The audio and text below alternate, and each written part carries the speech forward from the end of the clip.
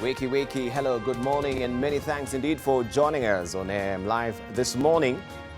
I trust you had a lovely weekend and you're ready to face this good day afforded us by the good Lord. And we look forward also to you engaging with us and driving the show with us here on AM Live. You can hit us on Twitter, AM Live NTV, AM Live NTV, your profile name on Facebook, and 20686, our SMS portal. Right, the Catholic bishops have spoken and we reinforce their voice. The war against corruption appears to have run aground. It seems President Uhuru Kenyatta and the various agencies have given up on pursuing high-profile cases. Unless the president does something or some magic, the investment made in fighting corruption risks dissipating, and so does his legacy. But that is not surprising. When the president reconstituted leadership of the investigative and prosecutorial agencies last year, we sent out a word of caution. Change of leadership at the Directorate of Criminal Investigations or the Directorate of Public Prosecutions does not translate into a win for the graft war. Much more is required. Courage, commitment, political will, sacrifice, and tenacity. True, the DCI boss, George Kinoti, and his counterpart at the DPP, Nordin Haji, took the office with gusto and are credited for revitalizing the anti-corruption drive. A few months into office, the two, in a well-coordinated approach, raided government departments and parastatals, unearthed massive cases of corruption, made arrests and quickly pushed suspects to court. Halls of top government officials and parastatals honchos were seized and charged in court, and for a while, there was hope that finally the war was real and that graft lords will be locked in and their ill-gotten wealth appropriated by state. But not much has happened since then. First, all the cases have stalled in the courts due to poor investigations, lethargy, and alleged corruption in judiciary. Two, politicians poisoned the campaign when they took to the rostrums to vilify the agencies for purported bias or politicized investigations and prosecution of graft suspect. Thirdly, and what seemed to have been the last straw, is President Kenyatta's lukewarm approach to the fight. The public had expected that the President Kenyatta would use the annual State of the Nation address in April to ask those adversely mentioned in corrupt deals to leave office. As investigations continued, he did not. Instead, he reasoned that the campaign must be anchored on evidence and the rule of law. No dispute about that. However, he inadvertently demonstrated that he had either given up or succumb to external influences to go slow. President Kenyatta must signal strong political commitment by sacking corrupt public officials. The judiciary must also play its part through quick disposal of corruption cases. In the meantime, the public must remain vigilant and shame the corrupt. So, is this war on corruption, is it all about style and non-substance? That is a probing question. And of course, we want to hear from you so far. We've heard also that Musalia Mudavadi is saying that Raila Odinga is mealy-mouthed about corruption, and this is disturbing according to him. So what do you think? Was it just so much or all hats and not cattle, as they always say? So there was nothing into this. It was just all drama. That is what we're asking this morning. Also to weigh in, hit us on Twitter, AM Live NTV is a Twitter handle, AM Live NTV, a profile name on Facebook, and 20686, our SMS portal. Extra, read all about it. I come with the dailies. I don't have the extra, but I do have a Daily Nation, and this is what you're waking up to on the front page of a Daily Nation today. Why Uhuru is under pressure. State House denies the president is missing in action. And the president is becoming increasingly isolated from the very politicians, mainly from the Mount Kenya region, who formed the bedrock of his electoral machine. And besides a floundering war on corruption, he is racing against time to fulfill his Big Four agenda. With less than 50 months remaining to do so and secure his legacy, the pressure is piling. And this story continues on page 4 of the Daily Nation this morning. State House denies the president is missing in action. The problem question is, why is Uhuru missing in action? According to many Kenyans, why is also Uhuru under pressure is a splash? That you can follow this story on page 4 of the Daily Nation today. Kenya's pension dilemma. 2 in 5 schemes are below the level required to generate reasonable retirement home. That is the story that you want to follow on page 12 of the Daily Nation today. Where is oil? Where is the oil? A key partner is threatening to pull out of a commercial deal with the government, citing bureaucracy, but worse bedevils Kenya's oil plans. Right. A key partner is threatening to pull out of a commercial deal with the government, citing bureaucracy, but once bedevils Kenya's oil plans. I'll leave it for you to follow this story on page 8 of the Daily Nation. Where is the oil is a probing question. Betrayal in Matungu has echoes of Nabongo. Betrayal in Matungu has the echoes of Nabongo is also a sidebar story on the front page of the Daily Nation. Nabongo Mumia, 1888 to 1949, collaborated with British imperialists who helped him repel attacks by neighboring hostile and anti-colonialist communities like the Bukusu. But while his betrayal was among the first ones to be recorded in the now ceremonial monarch's homeland, the latest spate of bloodletting and slaughter shows it is not the last. Instead of Arabs and Swahilis, the script now features 42 and 14 brothers as the merchants of death, while the king's descendants, the Wanga, have become the slaves. You have the story continuing on page 10 of today's Daily Nation. Also, it's Man City again, English Premier League, and you can see here Liverpool were almost there, but the long wait for the title now stretches into its 30th year despite impressive performance. You could follow the story on page 50 and 51 of today's Daily Nation. The Standard is up next, and this is what you're waking up to. What is Raila's next big step? That is the probing question on the front page of the Standard today.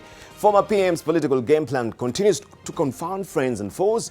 While he denies interest in top seat in 2022, his dalliance with Mount Kenya region has set tanks wagging. And that story is tucked away on page 6 of the Standard. What is Raila's next big step? Also, Manchester retained the English Premier League trophy, hail the champions, and you can see them in a celebratory mood here. Victory at last. Manchester City captain, that is Vincent Kompany, holds up the Premier League trophy after the 4-1 victory over Brighton at the American Express Stadium yesterday. Saw them also winning the 2018-2019 English Premier League title. You can follow this story on page 42, 43 and 44 of the Standard today. Still on the front page of the Standard, Gideon. Let us select future leaders wisely, he says. Baringo Senator urges the electorate to vet carefully those interested in public offices to determine if they are trustworthy. Also, agency wants PS jailed over water row at export zone. EPZA accuses officials of disregarding court order barring ministry from interfering with supply to manufacturers. You can find who this particular principal secretary is. And this story is tucked away on page 27 of the business segment inside the Standard today. Senator in gold scam probe is another story that you want to follow on page 4. Alleged fraud has prompted protest to Kenya by Vice President and PM of the United Arab Emirates and ruler of Emirate of Dubai, Sheikh Mohammed bin Rashid Al Maktoum.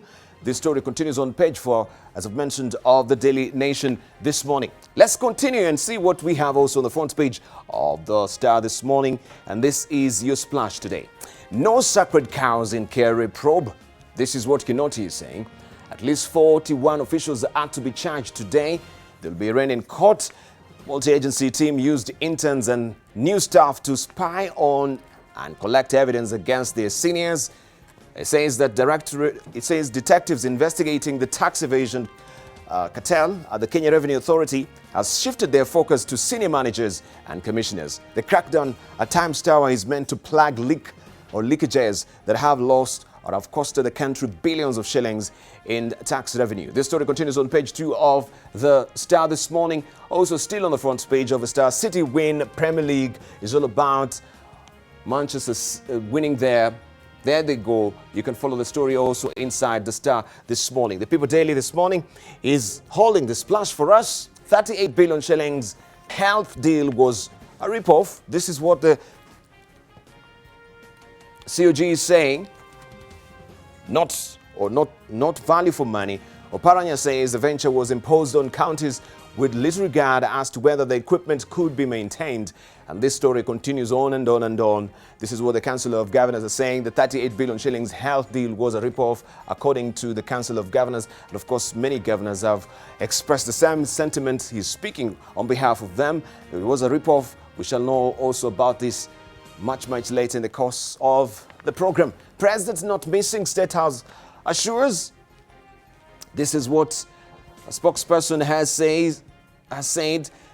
Spokesperson says Uhuru is all right and those concerned about him should be assured he's carrying out his duties. You can follow the story on page 2 of the People Daily this morning. Let's move on and see what we have also on the front page of Taifa Leo. And this is a splash today. Chama chalaumu Wizara ya Fedha kwa kukataa kutoa mgao wa pesa za vyama vya kisiasa. Tumesota. That is what ODM is saying. And you can follow the story on page 2 of the Taifa Leo this morning. Ukambani, walia matunda ya handisheki hayajawafikia. And you can follow that story on page 2 of Taifa Leo today. Also, Hawara asisitiza duka bado liwazi kwa Rodriguez. And you can follow the story on page 12 of today's Taifa Leo as well. Let's see what the business is holding for us. We buckle down to business and pull out the Business Daily for us to see the splash today. And this is what is on the front page of the Business Daily. Nairobi Security Exchange bear run slashes 40 billion shillings pension savings. Subdued returns from stock market listed firms eat into workers' retirement nest eggs, pulling the industry assets into a fast decline in 7 years. The stock market bear run eroded nearly 40 billion shillings of the workers' retirement savings in 6 months to December last year, pulling the pension industry assets into a fast decline in 7 years. Industry data released by the Retirement Benefits Authority shows the value of workers' savings invested in Nairobi Securities Exchange listed companies dropped by 39.95 billion shillings to 201.51 billion shillings in December from 241.46 billion shillings in June 2018. RBA, the sector regulator, says the stock market slide was responsible for the 220 million shillings drop in the overall retirement benefits assets in 6 months period. A shaky situation there, but you can read all the gritty details also on page 4 of the Business Daily this morning. Civil servants mortgage deposit cut to 5% is another story. Do you want to follow there? Civil servants will be allowed to pay their mortgages or mortgage loans up to 5 years after the official retirement age of 60 in a raft of proposals intended to encourage uptake of the public service mortgage schemes. The Housing Ministry has in addition proposed a cut by half the value of cash deposits that the government workers are required to put down as security to access the state-sponsored home loans. Public servants will now be required to deposit 5% of the value of the property, down from the current 10%. And the incentives proposed by the Ministry of Housing under the Civil Servants Housing Scheme funds are intended to make home loans more accessible to low-income state workers. And this story continues on page 4 of the Business Daily today. Also, government houses or government household in Nairobi. We can see from Kileleshwa here we have 208 units which have been sold. These are mansionettes. Also in Mugaya, 144 mansionettes. Nairobi West, 71 mansionettes. Rubia, 280 mansionettes. Kibera Hiras, 294 flats have been sold so far. That is Mayfair, Kariokor as well, 15 bungalows. Kongoni in South Sea, we have 18 flats which have been sold. Sunguras Road, South Sea, 24 flats have been sold. Cabras Road, South B, 7 flats have been sold. Mukenia Road, South B, that is 20 flats have been sold so far. In Parklands, we have 1 bungalow that has been sold. The total is given there, 1082. And this is from the Civil Servant Housing Scheme Fund so far. This is a very salutary effort from the government in trying to make sure that it's housing Kenyans, and that from the civil service is a good initiative. We hope also the private sector will follow suit and try and also make sure that also the employees there in the private sector, they are also benefiting exceedingly from such a gesture. Also, insurers blame doctors for 1.1 billion shilling slide into losses. That is another story that you want to follow on the front page of the Business Daily today. Medical insurance firms have accused doctors of engaging in fraud and colluding with pharmaceutical firms to fleece health insurers, who last year suffered a net industry loss of 1.1 billion shillings. The health insurers says, insurers says falsified claims and the high cost of drugs prescribed by doctors has pushed more than half of the medical cover providers into losses, putting the stability of the industry in peril. This story continues on page 4 of the Business Daily today. Also, India votes. Right, you can see there, they came out in force. That is the people queuing to vote at the polling station in Faridabad in the northern India state of Haryana yesterday. In the sixth phase of the country's general election, tens of millions voted in the penultimate round of the polls, with eyes on the coveted capital New Delhi after an ugly campaign of slaps and savage pamphlets. India is the world's largest democracy. Premier Narendra Modi is expected to win due to his reforms, especially in health.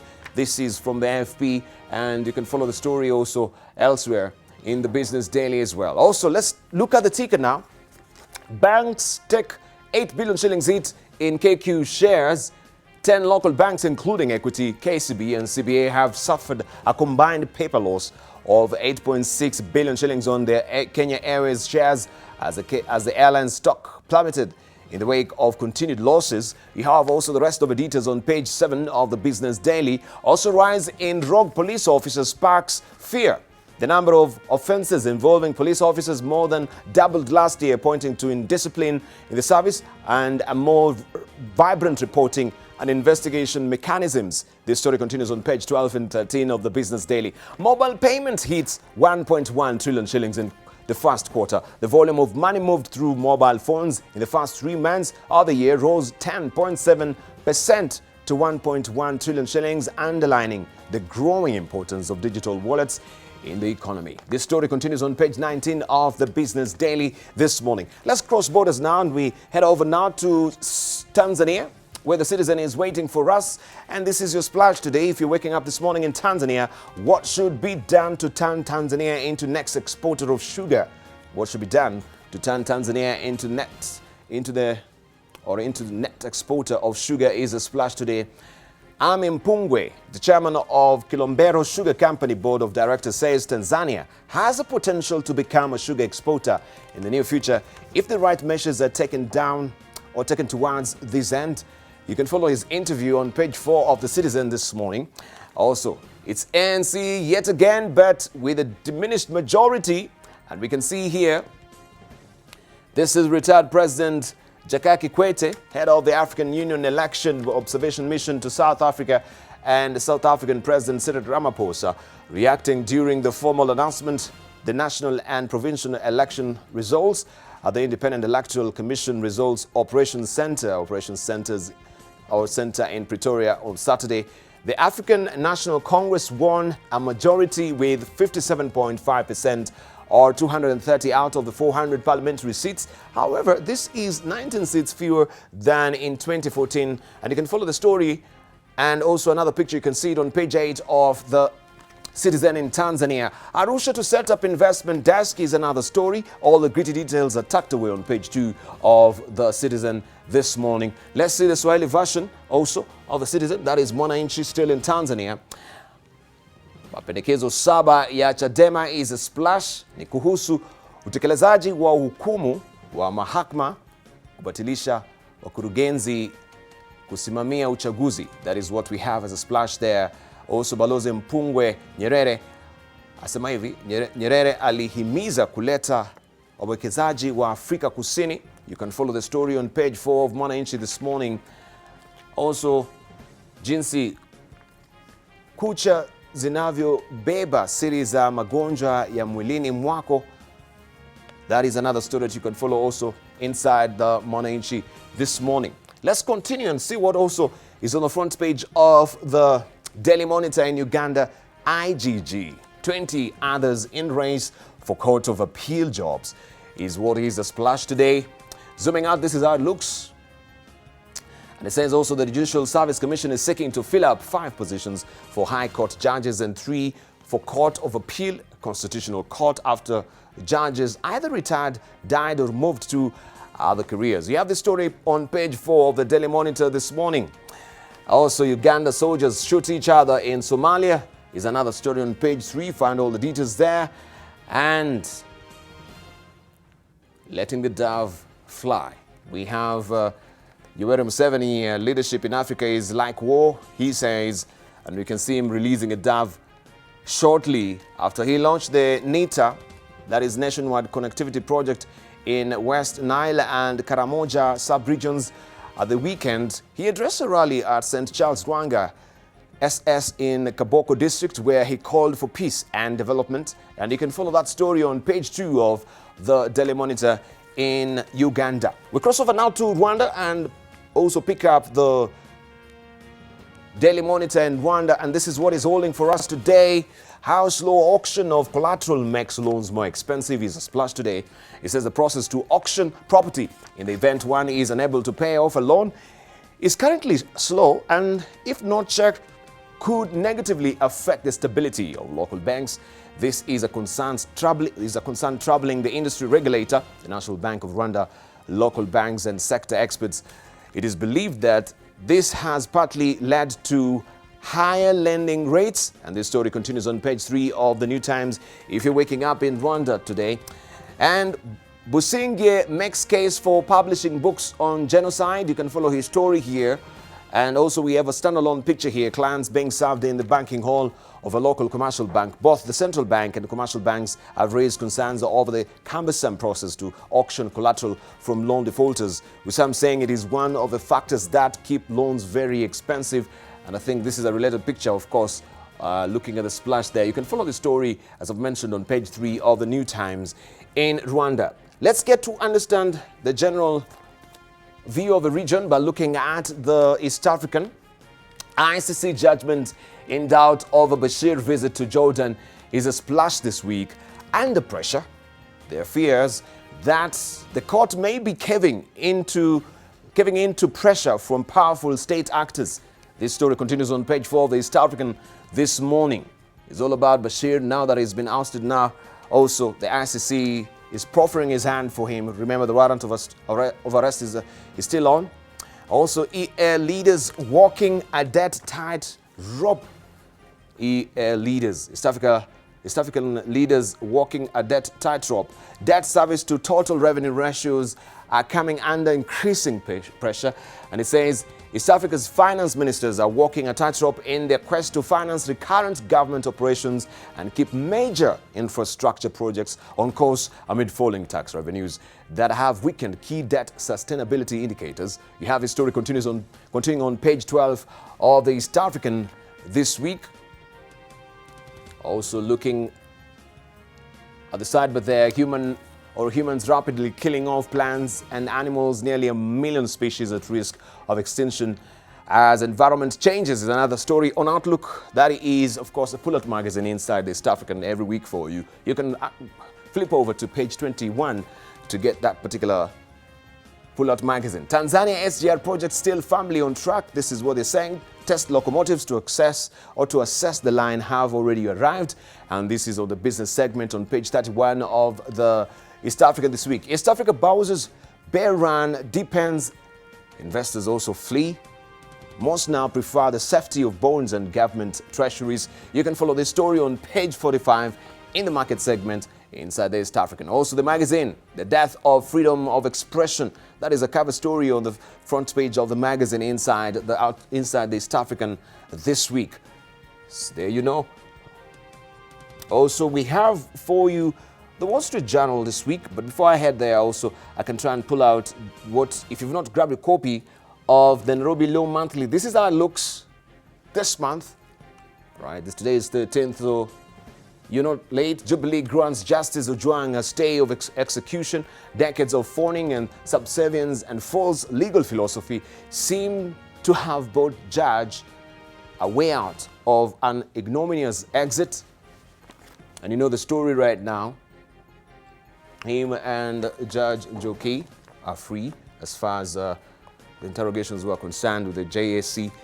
You can follow this story inside the Nairobi Law Monthly. Also inside the Nairobi Law Monthly, there is a review. For whom are these government's ridiculous regulations? Right, you can read all about the regulations. Recent one also being the dairy regulations that really sparked a lot of debate. And that also is tucked away inside the Nairobi Law Monthly. Talking guns, echoes of Kenya's proxy war in Somalia is another story inside the Nairobi Law Monthly today. Also, we have the Nairobi Business Monthly for you. If you've not grabbed a copy yet, you're not too late. What makes a startup African? That is a probing question there. The case of Jumia, and the good news is about Jumia being listed at the NYSE, almost said NSE, but yes, this is the New York Stock Exchange, and you can see them celebrating here. What makes a startup African? The case of Jumia. Read all the gritty details inside the recent copy of the Nairobi Business Monthly. Also inside, analysis of performance of Kenya's listed banks, politics, business and law. Also here, we have Namukala's death of indictment to Beyond Zero campaign, an executive arena. On that segment, loss-making UAP banks on government securities for recovery. Read all this inside the recent copy of the Nairobi Business Monthly.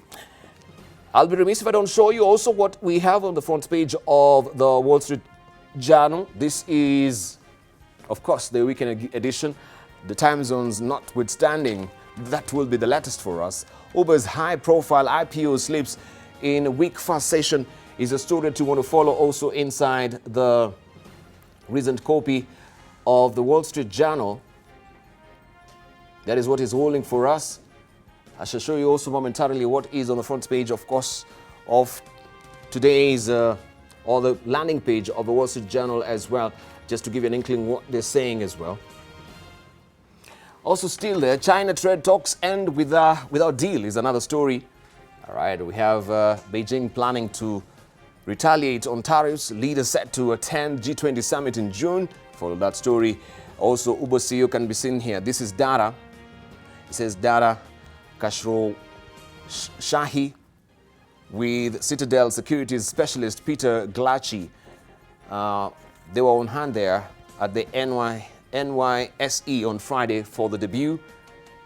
That is Uber there, or the Nairobi or the New York Security Exchange there, where also Jumia is meant to be listed as well. You can follow all the story inside the Wall Street Journal. This is the recent copy that we do have. Right, I want to take you back to, or hack you back into history and show you what we had on the front page of the Daily Nation.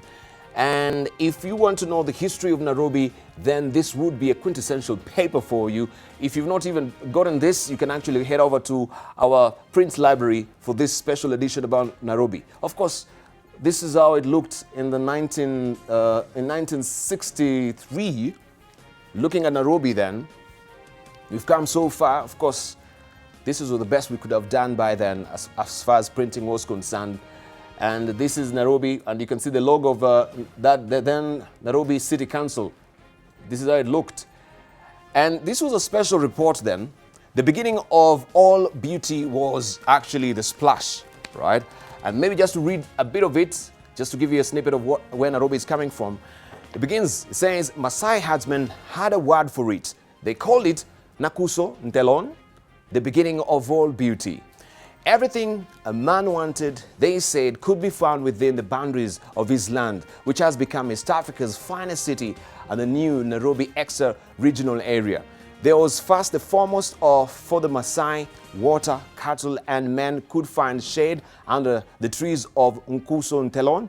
There was good grazing, and there was no steep hills, and there were no steep hills which brought on sweat, it says.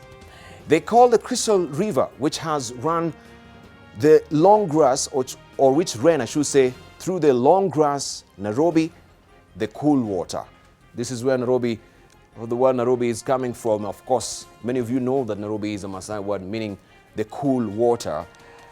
The stream which came from the tooth or the foothills of the Ngong Range, they spoke of Embagathi, right? Embagathi. Now you know where Embagathi Road is, the eye of the Athi. That is what really Embagathi means, or Embagathi, the eye of the Athi. And it says here, the wooded area where white men later built Government House, they described as a hill which can be shaped by sheep, right? Is sheep, or right? I bet it should be sheep there, I can't see. And the heights which became one of the Nairobi's favorite residential areas, they named Kileleshwa after the plant which grew there. So Kileleshwa was a plant, or is a plant, according to the Maasai. And all Nakuso Ntelon from Karen Ngong Government House and the hill areas, Ngara, and down to the plains which became Nairobi's famous game park and East Africa's busiest airport, find itself this month part of a new administrative unit called Nairobi Extra Regional Area. It is today Kenya's most highly developed urban and peri-urban district, and it was described over modestly last week as no-man heritage, containing hundreds of miles of backdrop of blacktop roads laid like carpeting across former Maasai grazing grounds. And it goes on and on and on. This is talking about Nairobi. This was a special edition then. Now you know a bit of history about Nairobi. And this continues also inside the Daily Nation of 1963. Beg your pardon.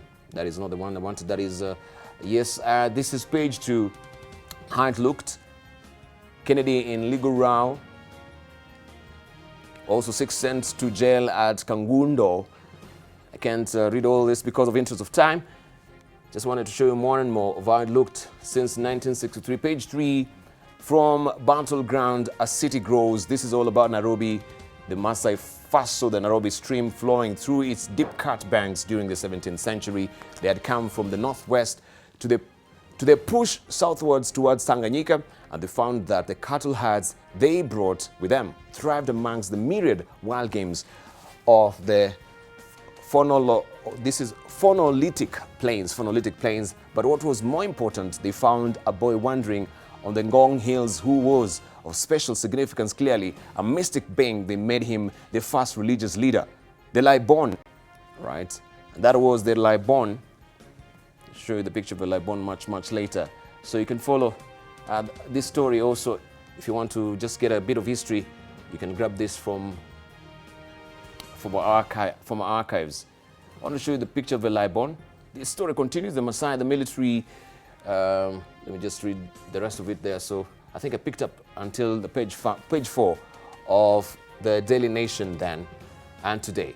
So that is a bit of history about Nairobi, right? So you're none the wiser, you're not none the wiser as far as history is concerned, and the rich heritage of our city, the city of cool waters. That is what Nairobi is. Just also, before we wind up on this, I want to show you the first cabinet secretary. And I want to put my panelists to task as well to try and pick up some of his faces here so they can tell us who they can see. This was the first cabinet secretary, the first cabinet, not the first cabinet secretary. This was the first cabinet of Kenya, right?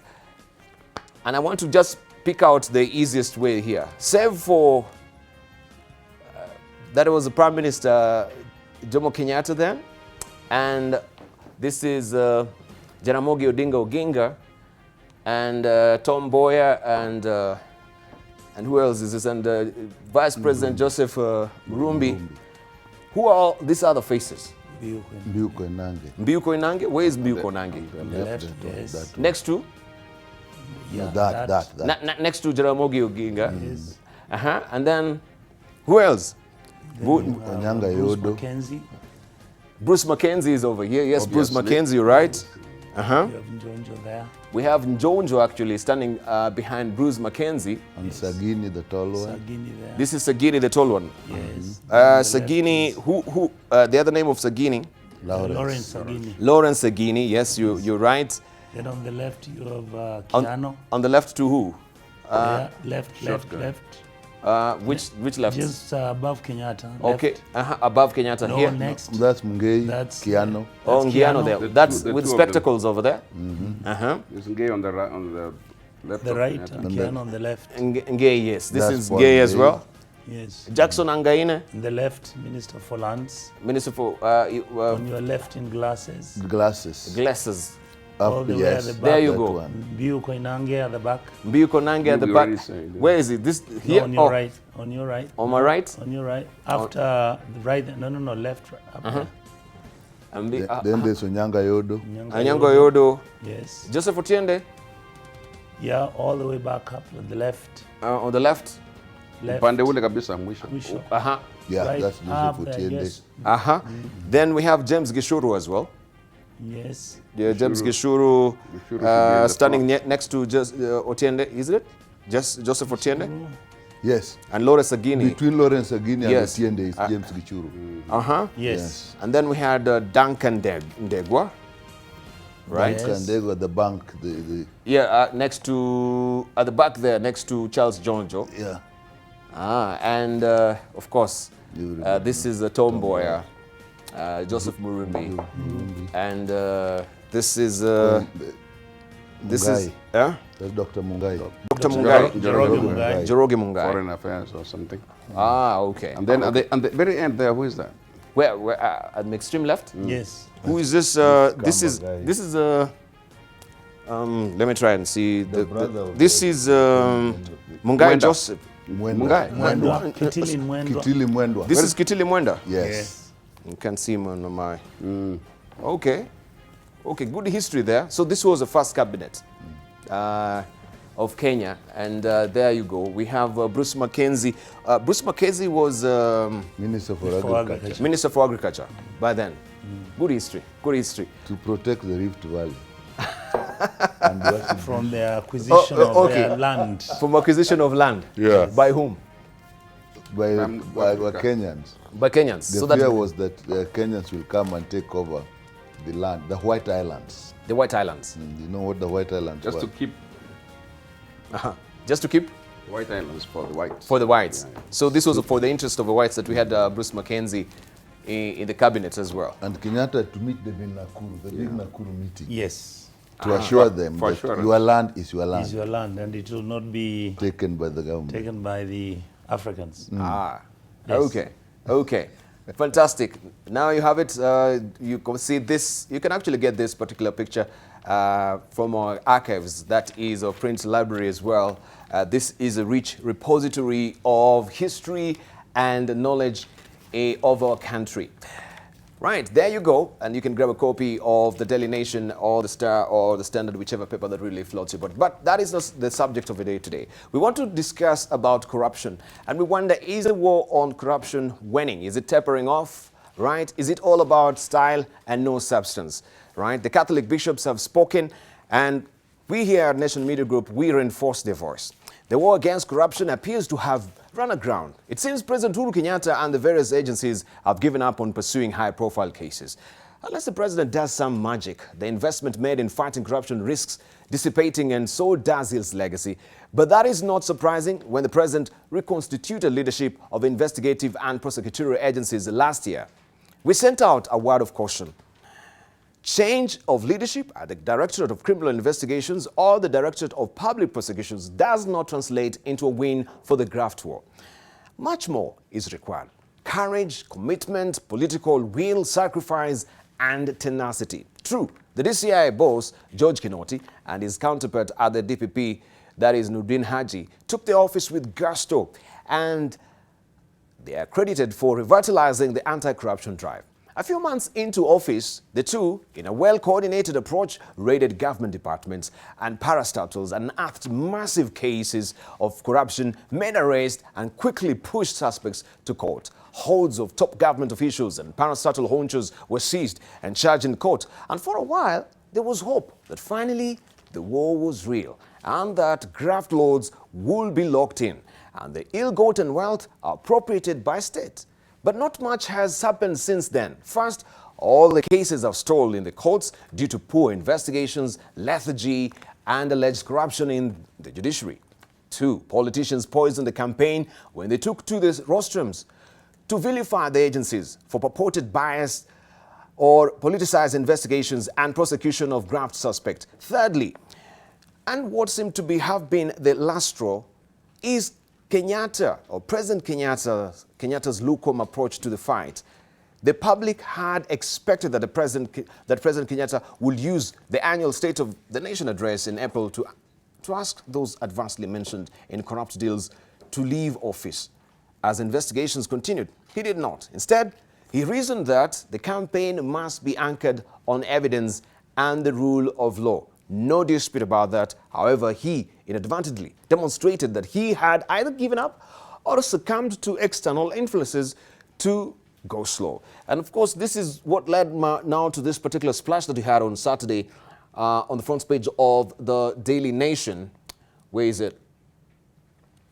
Graft fight is dead. This is what the bishops are telling Uhuru. Catholic clerics now want the president, EACC, DPP and DCI to walk the talk on corruption, arrest culprit. There has been no word on investigations into scandals touching on several CSs in the past 2 months. And that story was covered on page 4 and 5 of the Star. And just to give you an inkling that, yes, every day we were waking up to cases like this, right? No sacred cows in KRA probe. This is what Kinoti said. This is not the first time we've had this. Of course, we've had those pronouncements for even the upper reaches of government from the executive themselves, right? No sacred cows in KRA probe, but no stones will remain unturned, all right? But none so far has come to fruition as far as combating corruption is concerned. But let's just listen in to what the clergy from the Catholic Church had to say. What is the government doing? Why are the culprits not being prosecuted and jailed? Where is the DPP? Where is the DCI? Where is the EACC? Why are these agencies not able to process watertight cases expeditiously? The huge wage bill that the Kenyan taxpayers support is too much.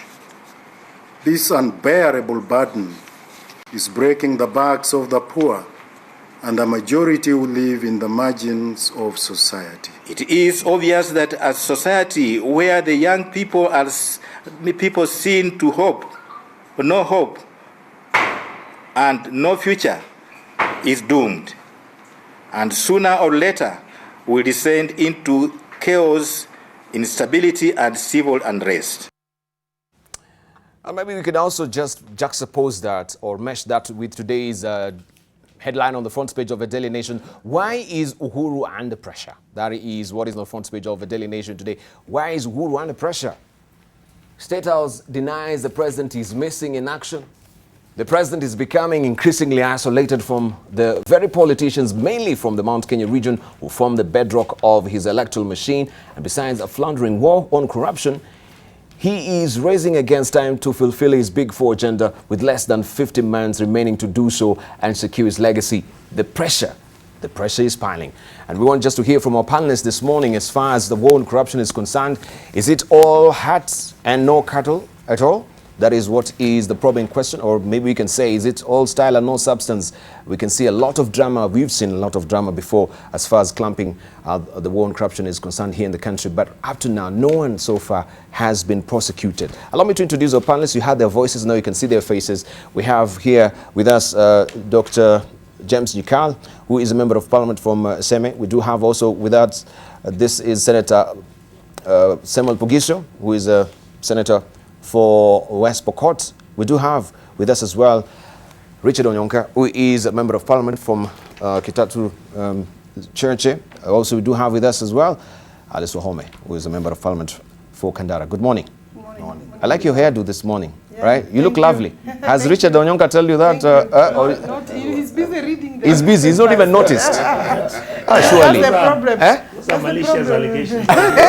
You were talking, if I had commented, the audience would have had me. They will have even known now. You're such a gentleman. I'm still a gentleman. There is time. Yes, Fantastic. But let's just begin with you, Richard, on this. The war on corruption. Yes. Do you think now it's lost the thunder? That even when we see such headlines that KRA and now the DCI is saying there are no sacred cows. These people will be arraigned, they'll be prosecuted. None so far we've seen as an example from these agencies in fighting corruption.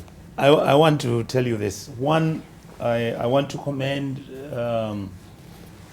the bishops from the Catholic Church, because I'm a Catholic. I'm very proud of the fact that they have finally come out and stated clearly where we are as a country. What is actually scary is the fact that the Catholic Church bishop said if something is not done in relation to where the country is headed, there's a possibility that we could actually end up having a revolution in this country. It's no longer something that can't be discussed. The reason is very simple. Kenya is the only country where we go out. In a period of 5 years, the country had a debt of about 1.2 trillion. In 5 years, we have reached a stage where our debt is now about 5.6 trillion. We've actually overborrowed close to 4 trillion shillings in a period of 5 years. The stories and issues which are brought out pertaining to the corrupt practices, the corruption cartels taking place in the country. And it's not just in one sector. You're talking about agricultural sector, you have issues about individuals importing maize, quote unquote importing, and it's fake.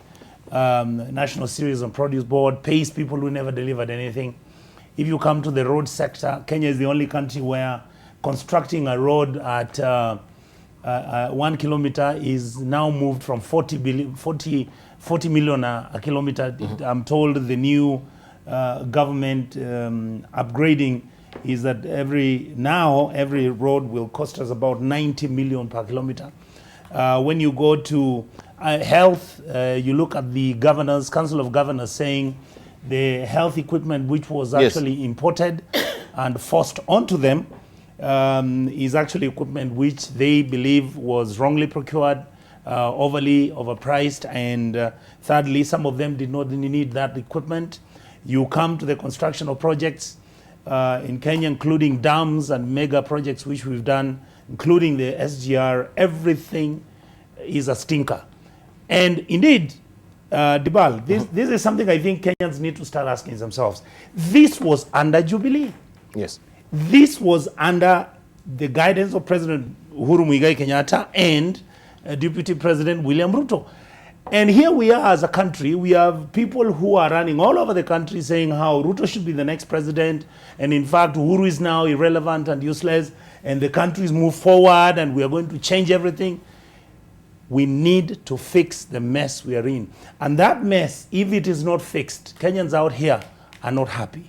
And according to me, Debarl, my position is very simple. This country has reached a stage where we have to be honest with ourselves.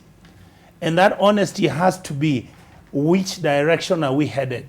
Are we going to put our heads in the sand and assume everything is fine, or Kenya is moving on okay? You can see Kerry.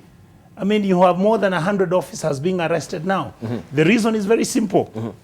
Debarl, I sit in the budget committee, and we've been running short of collectible revenue for the last 5 years. For the last 5 years? Yes, and when you look at the amount of money that we've lost, that is the money which is now part and parcel of the billions which has been lost to cartels and to individuals, some in government, some in out of government. And Kenya has just become, slowly, we are moving into becoming a banana republic, where public sector jobs are there for individuals to go out there and just seek enrichment, where you have government officers are not doing their job other than to become participants in this exercise of the pilfering of public funds, where the only person who keeps giving us and churning out reports is the Auditor General, who has explained to us every single year Kenya is losing close to 600 billion shillings to corruption. And what the Catholic bishops have said is very simple. If the DCI, if the EACC, if indeed the President of the Republic of Kenya is not going to crack the whip, then we are doomed. That is really where we are. If he's not going to crack, then we are doomed. Then we are doomed. There's nothing to talk about. Okay. Yes. All right. So let's hear from Samuel Pogisio on this. What is your assessment so far in the war against corruption? 50 days, 50. What did they say? 50 months. 50 months to go. Actually, is what is on the front page of the Daily Nation today. Thank you very much, Debarl. What colleague Onyonka has said just does not need to be repeated. I guess we just fortify that somebody somewhere is sleeping on the job, and you must hold these people responsible. I want to thank the Catholic bishops. The Catholic bishops don't just speak out of turn. By the time you hear the Catholic bishops issue a pastoral letter or collectively speak, they have done their research and they're always spot on. And so I'd like to congratulate them for speaking on this issue. Earlier on, we had heard from Archbishop Ole Sapit of the Anglican Church, and now we are waiting to hear from the evangelicals and then the Islamic community. We want to hear from the religious leaders as well, if they have also felt the pain of corruption. And of course, this goes to tell you that there will be some people who will be slow to speak about corruption because they're beneficiaries of corruptly obtained monies and so on. I want to stand with Onyonka on the fact that fiscal management in this country has gone very, very low. And I think that we should hold our people in the treasury responsible because fiscal policy is not being followed. Money is being consumed at source. In fact, corruption has gone to our counties. In counties now, you find that monies don't even get collected. Revenue is not collected. It's consumed at source and enriching people. My question, Debarl, which I think will bring back memories, is yes. At some point in the management of this government, it was declared that lifestyle audit would begin with the president and go to all officers. What happened to that call? It was a very clear point that think about the people you just appointed in the last 5 years. Their lives have changed dramatically. What has happened to them? And it's not difficult to follow those people because, I mean, these people who just were appointed the other day out of wherever they were, in less than 5 years, they're already millionaires. And not only millionaires in terms of what they have in their bank account, but exhibiting millionaire attitudes and flying all over the place. And also, just you can see that people have changed their lives. Where is this money coming from? Secondly, why is the executive involved in politics 24 hours? If the executive is busy doing politics, what has happened to the country? What is it that you need to explain every day if you're doing the right things? What is it that every week you have to go and explain to people? Yes. And I think that this is a big issue. Why is the executive permanently in politics? If every week they are doing that politics, they're consuming a lot of money on politics, who is running the country? I mean, we have to worry about that. And so the executive, that's the president, his deputy must sit down and say, what's happening? What's actually happening? We must at some point realize that doing politics at the expense of running the economy. Well, if we must audit things, let us begin auditing our mega projects now. Yeah, because those are the sources of corruption. Let's not take on any more mega projects. Let's audit what we have first. And secondly, let's audit our counties and audit them well. We have a body of people there who manage counties who have become billionaires. If I may ask you, if governor become a millionaire, whose money is it? You know, where the money come from? Yes. I mean, we have to find that. And maybe we're not assisting the Auditor General enough. Maybe we're not helping the Auditor General enough with understanding where our money has gone. And if you tell me that there is money in this country, only banks are making profit, who else is making profit? You know? Well, the telcos maybe also. They're making profits. Just maybe one or two telcos, not necessarily all telcos. So there are issues what we must deal with. And of course, that blame can come also to us in the legislature, because do we have tight laws? Are we making laws that really can promote growth of our economy? Because every time we are the ones who are either approving or allowing this to happen. So I really need to challenge ourselves as the legislature as well, right, to understand that we are responsible for the economy of this country. But with all these legislations that we do have, policies that we do have, we have even the Bribery Act, so many pieces of legislation on combating corruption in this country. Nothing seems to be working, Dr. Nyikal. So is it all about, so much paper but no implementation? My worry about corruption, I think the country is right to feel a bit disappointed, to feel that there was much hype and that nothing is happening. The extent of corruption, Honorable Nyonka had gone into it.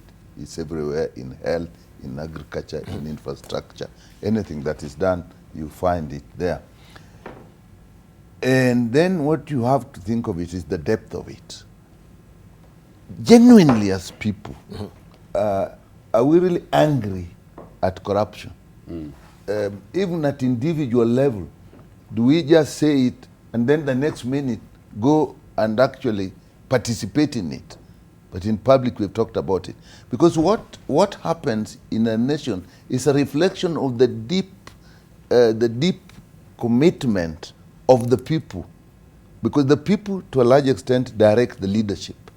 If the leadership is aware that the people are deeply against something and are afraid that if you don't do something, there'll an uprising at Sudan, they will act. So to that extent, we came up, knowing that the problem is large, we came up with the bang, and I call it a false start. Why do I call it a false start? Everything was hyped, nobody will be spared, people were being arrested over the weekend. Girls. Now what I'm asking, was really there a laid down strategy on how we want to strike with this thing? If we were going to arrest people, had we laid down the investigative structures that will give all the information so that when the matter goes to court, and the court is supposed to be, we have the lawyer colleagues here, that the courts are supposed to be blind. They deal only with the information in front of them. They have no prior knowledge of what is happening. Even if they do, they won't get involved in it. So when now these people go before a court of law, is there enough information to indict them? Now, if there isn't, then the letdown starts from there. You hyped it, you brought them here, then the court says they are innocent, or the laws allow that they'll get bail. So they get bail, and they're seen. Some even go back to their jobs. So I think that, in my view, there was that false start. We started big and started running and shouting, but I'm not sure we've had a clearly laid down strategy that said, how shall we deal with each case? I would have preferred, actually, that nobody came out and talked. We would have just seen people being arrested, taken to court, concrete evidence. You see, people are asking, where is the DPP? Where the DC? What they are saying, where is the information? Where is the evidence? I don't think we are asking for the officers or the person. In my view, we are asking for their functions. Where is the evidence that they brought forward? So to that extent, I think the executive hyped the people, but didn't have the strategy and the machinery set in place to get this thing going. So again, the whole thing is going to be a laughing stock. They have always said that, and nothing has happened. All right. But with the churches, I'm actually extremely happy with the churches. When the Archbishop of the Anglican came out and talked about politicians giving in church, the churches have come out and are asking, where is so and so? It also brings another issue. How is the proceeds of corruption disposed of? What we see are flashy lifestyle. People living obviously beyond what is their income. Then we had started lifestyle audit. We went down in it. In Tanzania earlier, they had this thing, ndugu umepata pataje. Yeah. Now, it is fair if somebody is living what is known to be there, beyond their lifestyle, to actually go in and dig deep. And you do it seriously, not a punitive matter. Now, the other thing I think people don't realize, that maybe we don't realize, the corruption, the depth of it is so much that when you go down into the structure of government, at the officers who are collecting information, the officers that are keeping records, the officers that are maintaining, it starts there. In fact, the corruption in Kenya is a collusion corruption, where everybody in the system is actually involved. And my colleagues will tell you, that kind of thing is very, very difficult to deal with. So now we just say that if you go to KRA, it's not the big, maybe the big guys, but you go to the bottom, the officers themselves are falsifying records. If records are falsified, how will they stand in a court of law? All right. That's a good probing question. Yeah. Right. But we want to take a short break right now. When we circle back, of course, we continue with the discussion so far. And of course, Kenyans are very creative. Over the weekend, we had this particular, of course, picture that was circulating and is saying missing. Of course, this is with the Tang family in Sheikh, right? And they say he's missing here. He's African, male, 61 years old, speaks English, Swahili, and Kikuyu. 5.81 feet with a light complexion. You were last seen in Beijing, in China. Has since then been missing from the public. Anybody with any crucial information, kindly contact Kenyans on any Kenyan number. Help us, please. No Kenyans should be lost. Hashtag find President Uhuru. That was actually circulating over on social media. And also the question is this, is this what really prompted also the headline today on the front page, or maybe the reaction from State House? We can see here why Uhuru is under pressure, and we have the flagger there saying State House denies the president is missing in action. Yeah? And we have the sub-headline saying president is becoming increasingly isolated from the very politicians, mainly from the Mount Kenya region, who form the bedrock of his electoral machine. And besides a floundering war on corruption, he is racing against time to fulfill his Big Four agenda, with less than 50 months remaining to do so and secure his legacy. The pressure is piling. Right, we take a short break right now. When we circle back, of course, we continue with the discussion as well, looking also at the tenure of Jiraini at the KRA so far. The war on corruption also on that front, as far as KRA and revenue collection is concerned, is really telling of also what has been happening under his leadership so far. And now we have DCI really coming down and saying there will be no sacred cows as far as fighting corruption is concerned. But that is a sentiment we've heard from before. Are Kenyans also getting fatigued over these sentiments and the war on corruption as well? So we're becoming so insensitive. We look at that on the other side of the break. Don't go away.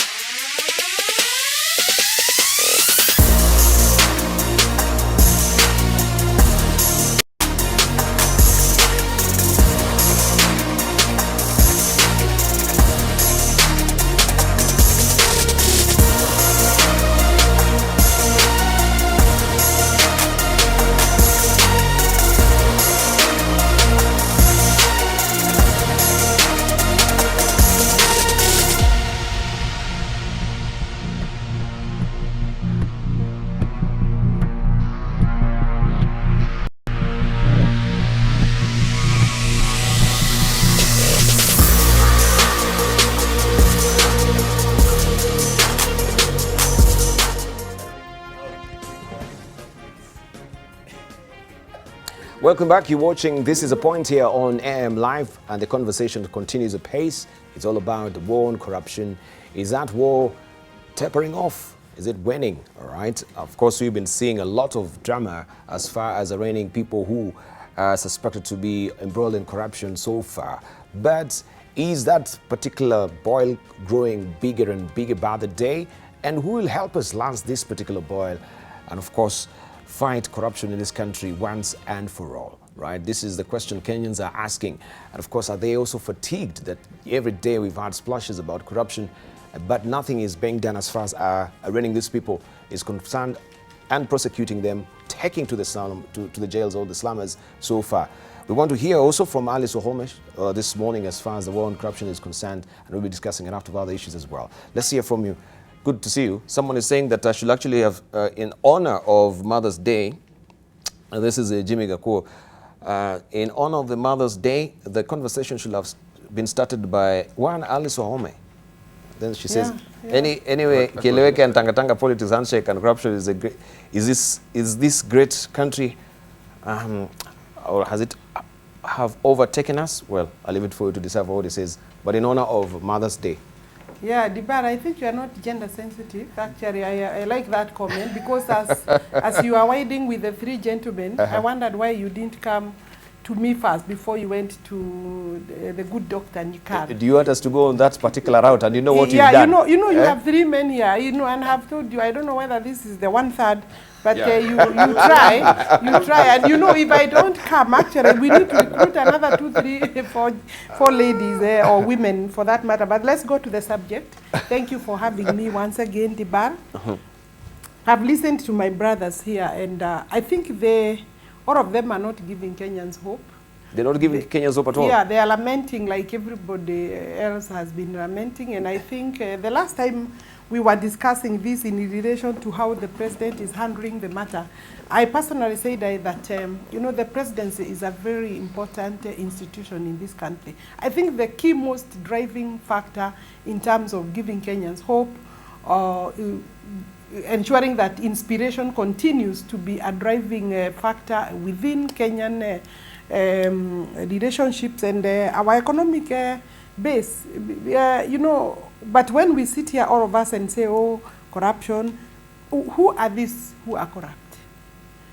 I think we haven't talked about people from outside. Largely, we are saying maybe 99 point whatever are Kenyans who are stealing. This is our society. So when we lament as if it is a single individual, I think we are missing the point.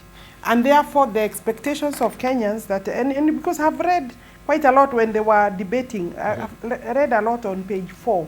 I think it is where we were coming as if, or a lot of noise, a lot of loud speaking about corruption, and hyping the Kenya, and we said even earlier on, hyping the Kenyans' expectation so high, knowing that we have systems that work, that are supposed to work.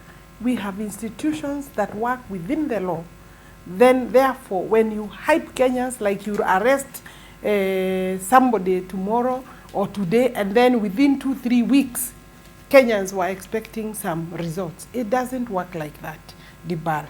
And we need to tell Kenyans that they need to give this matter time. I am seeing as if Kenyans are saying now they have lost faith in Uhuru's position in fighting against. I think that is really the biggest mistake again we can make, because we need to encourage the president.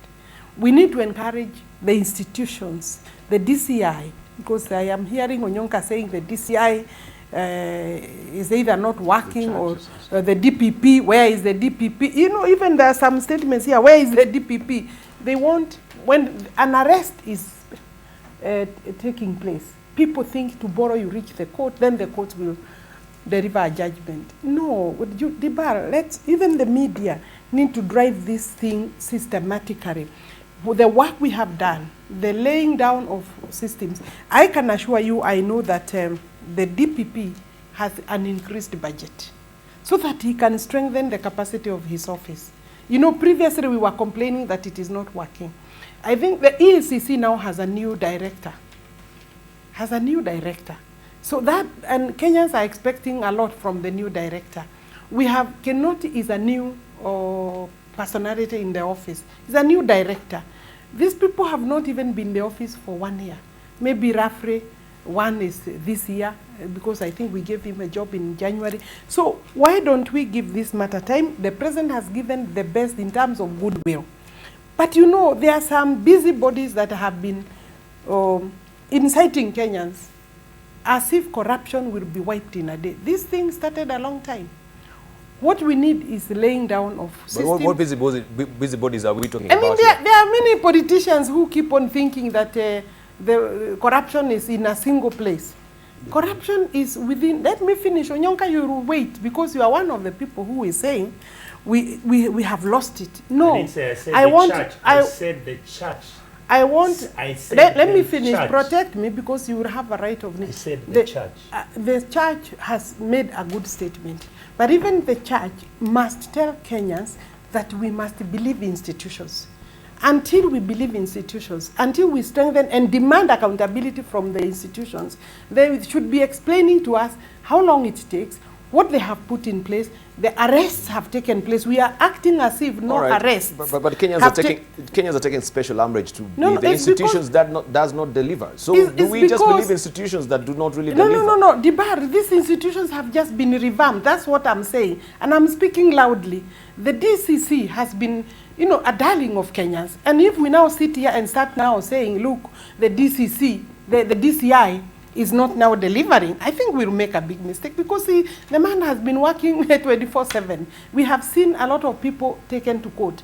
Now we should be asking now, the next thing is, when will the judiciary give us result? The judiciary has been given funding. There was a time that they were complaining that they don't have money. Their capacity is there. What the Chief Justice and his team need to do is now put in courts in place that will process these things as soon as quickly as possible. Debarl, I think a lot of work has happened.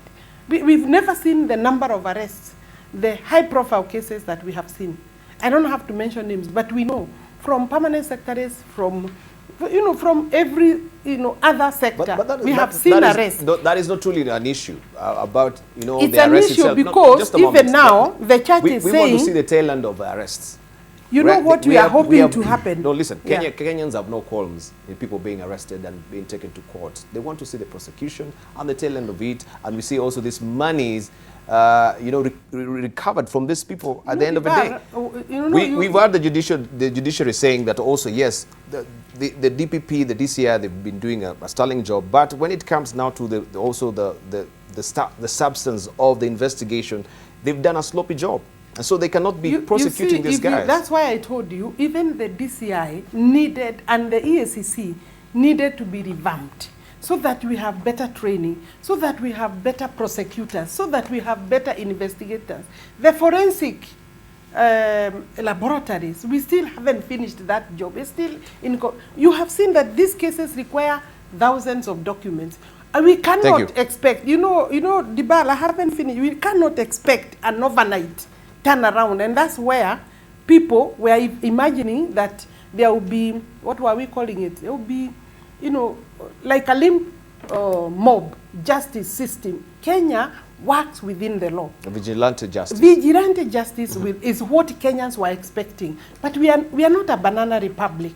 Thank you. In terms of our justice system. Thank you. So I just want to say that for me, the expectations of Kenyans must be driven and guided within the law. Thank you, Alice. If we had these particular institutions not capacitated in the first place, maybe this is what now Dr. Nyikal is talking about. We had a false start. So we're starting, then along the way we discover we don't have the machinery, the capacity to actually drive this particular vehicle to the full throttle, right? My brother Debarl, my honorable sister, Honorable Ahome, is not being sincere with the truth. The truth is very simple. You look at the facts, she's a lawyer. You evaluate those facts, you draw certain conclusions. Right now, there's no political will. What the executive, which is actually Jubilee-based, is doing is you have a war between the deputy president and the president's people. The president is trying to push so that this issue can be handled and tackled with honesty and sincerity. And then you have the wing of the deputy president. His team feels that, in fact, this war is targeting Team Tanga. The scenario that you've got is that each and every single day, and I would like to ask my sister, sometimes these words or these euphemisms that are thrown at individuals who mean well for our country, the issue that we are looking at right now, there are no busybodies who are discussing corruption in Kenya. The truth is, every single day you have a scandal coming out. Look at what is being discussed on the Business Daily today. You have the 22 billion shillings at JKIA, which is going to the dogs. If you look at what is happening at the Kenya Airports Authority, Kenya Civil Aviation Authority, the other day you showed there was an issue about what is going to happen to Kenya Airways. Another scandal. You come down and look at what is happening today. The paper is asking, what are you people going to do? You are allocating exactly this 38 billion shillings, which is equipment which was supplied to the Ministry of Health. No procurement was done. You have issues whereby governors are saying this is another scandal.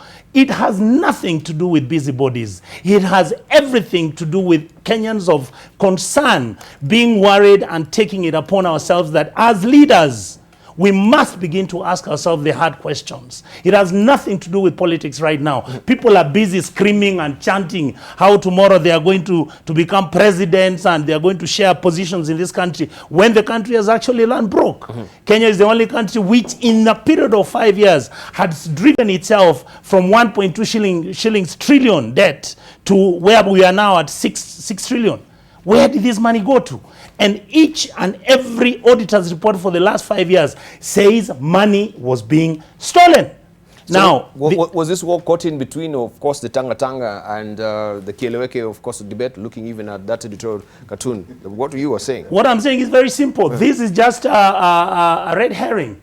The fight which is taking between Tanga and Kieleweke is actually supposed to divert our attention from the real issues. The real issues are very simple. Soon we'll not be able to pay teachers. Soon we are not going to pay the military. Soon we are not going to pay our bills. Soon we can't pay our debts. Why? Because the country... Just hold on. Allow me. I'm free to speak whatever I can. Let him finish. Soon the scenario you've got is very simple. We can't pay our debts.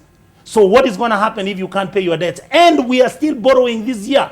960 billion. I mean, the budget committee. Who's going to pay that money? So let's be serious. This has nothing to do with the people of a funny, dubious character. The Catholic bishops have spoken with one voice. They have said the country is headed in the wrong direction. And we can't be sitting here talking about, let's wait for systems. The systems are not working. Therefore, we need to get the DCI to be given money. If President Uhuru is unable to fight this issue, let him say, I've given up. And in fact, let me wait for my 2.5, 3 years, and you guys can manage your country the way you wish.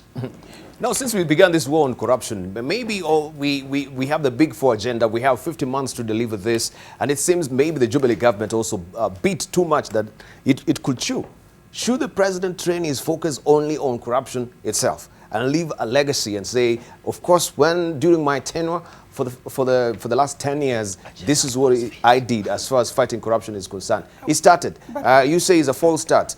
You say the institutions are incapacitated. Let's say for Pogiso. We'll come to you. That's what I'm saying. The institutions are running, but they are running on fumes, as it is. They are not fully capacitated. I didn't say in the process. They're in the process. Right. How do you capacitate overnight if you want to train? Right. If you want to get funding? Okay, but why the hoopla? Why the drama? Because now they've been running these things. I think that's what I'm saying. There was like busybody, in terms of the reaction and expectation. We incited Kenyans. That's what I'm saying. We'll come and to even you. my friend here is inciting Kenyans. Right. Thank you. We'll come to you. Let's say from Pogisio. Actually, let me just, with due respect, I think the whole idea of fighting corruption is to build the systems up and to empower the systems. But DPP is just an individual. Even when they came in there was another DPP before. Yeah. And DCI is the same. So you can't say by coming in recently, the fight against corruption is going to be recent. I think we must understand that systems already exist, and that they must be held responsible from day one. Now, there's no time to be given. Now you have 1 year to try and find your own way around here. These guys have been in the system. They're not new to the system. On the legacy of the president, and I like to agree with you that the president will be remembered for fighting corruption. Yes. And I think that is a good aim for him. If he puts his foot down and fights corruption the way he started, I think that can be a legacy for him. The other legacy for him is a Building Bridges initiative to bring Kenyans together. If you can succeed in those, the Big Four agenda might even proceed beyond his term. The Big Four is not something that you put in 50 months that you can finish the Big Four. But at least he will have set an agenda for the nation, which is a very noble task that he has started. And I'd like to congratulate the president. By the way, the fact that the president has not been seen in public, I think should never scare Kenyans, because I mean, presidents also require a break. People require also to take a break sometimes, maybe in planning, in strategizing, and I'm sure that is available, since we know that he came back from China. So those who are saying he was last seen in China should change that statement. He was last seen in Kenya, and he's in Kenya. So apart from that, let me just say this. I'd like for us to begin to focus on what has happened. You see, the fight against corruption has kind of slowed down. Can we begin to focus on the role of the judiciary? I mean, here is a stage where it looks like the judiciary, of course now there was fight about the JSC and so on, but the judiciary now is really requires to show us. I know that we think the judiciary, we've now seen the judges, some judges have been corrupt, some of them are going to be investigated. There have been petitions against certain judges. Some of them have been exonerated. Some of them are being exonerated, and I think there is also protectionism happening there, which is possible. Now, if we cannot allow that to happen, institutions are protecting themselves, then who is going to give Kenyans the justice? If for example, Debarl, that money is king now, okay, cash is king. Everybody who has cash cannot be cannot be jailed because they have the money. So what is it that's happening in our country? We need to look at all that so that we can have the institutions of treasury, the institution of the judiciary, the DPP and the investigating agencies. All of them need to be protected from being corrupt themselves. There must be people of high calling. For people to actually serve in those institutions, there must be people of high calling. So that we don't get accusations like these about drug dealers, the accusations about politicians, some of the politicians who are corrupting these people, about business people. So when we have the institutions protected, KRA is coming up now. I think anytime now we may have to have a change of guard in the KRA. Should we not identify Kenyans whom we know are beyond reproach, above reproach, to be able to take up that task? What I'm saying basically is that we need to now start auditing our institutions which are dealing with corruption. Get rid of the corrupt people within there. Get get people there who are strong enough to fight corruption, because the war against corruption requires strong people. But this exercise has been done before. They try every time. You have to do it. You have to read. Yeah, but every time you see, even they say sanity is doing the same thing all over again, over and over again, and without any end results at the end of the day. There are Kenyans, Debarl, there are Kenyans who can fight corruption. It's just that when we identify people, sometimes we don't look far beyond certain people. There are people who can actually help us fight. Then the idea is, if there are wrong people within, for example, the ESCC, we already have strong people there now. The DCI has very strong people, and the DPP. Well, now we need to see these people strong, with their strength, moving in the direction of making sure they have tight cases, and then the judiciary to help us with these cases, so that Kenyans can have the confidence. There is no money felt on the ground. Thank you.